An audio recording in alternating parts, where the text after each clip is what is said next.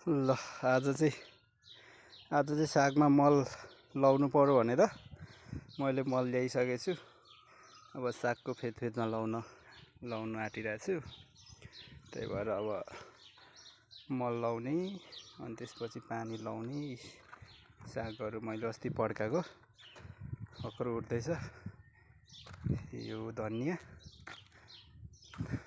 पनि पहिलो हुन आँटिसक्यो, मल नभएर पानी नभएर। म छुट्टीमा गएको थिएँ अस्ति, छुट्टीमा साथीहरूकोमा गएको थिएँ, त्यही भएर पानी लाउने मान्छे नभएर चाहिँ अलिकति धनिया पनि पहेँलो हुन लागेको छ। सागहरू निकै ठुलो भएको छ। मैले सारेको सागहरू पहिले मैले देखाएको भन्दा अलिक ठुलो भएको छ, पातहरू पनि निकै ठुल्ठुलो भएको छ। लगभग एक हप्तामा खाने बेला हुन्छ होला यो साग।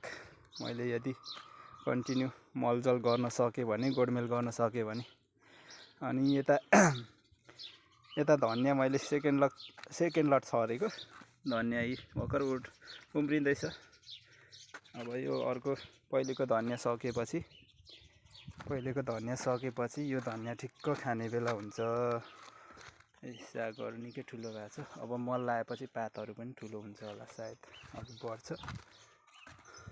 यस्तै छ मेरो काम। पानी लाउन आँटेको, अब मल लाउने पहिले अनि पानी लाउनु पर्ला सायद। ल मैले मल पनि लगाइसकेँ, सबैलाई मल लगाइसकेँ। अब हेरौँ कस्तो हुँदो रहेछ, कतिको हुँदो रहेछ है, मल लाग्छ कि लाग्दैन। मल चाहिँ मैले मजाले सबै सागमा लगाएको छु है। फेदमा मैले साग हुँदै सबैतिर लगाएको छु मल फेदमा। अब यसपछि पानी लाउने अनि आजलाई मेरो काम सकिन्छ। यस्तै छ, सबैमा मल लगाइसकेँ।